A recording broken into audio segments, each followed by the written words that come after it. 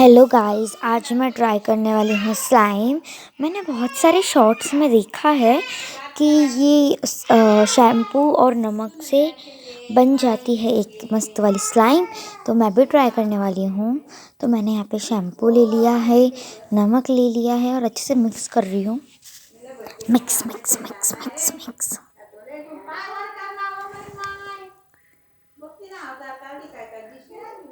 And guys, ये जो आवाज़ आ रही है तो मेहमान आए हुए हैं, इसलिए आप इस वॉइस को इग्नोर करना।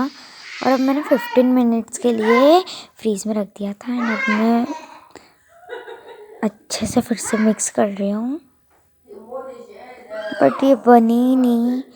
आप भी मत ट्राई करना, ये बिल्कुल भी बनी नहीं। मैंने टच करके देखा बट बनी नहीं रही थी एंड मैंने बहुत ज़्यादा मिक्स किया है इसे।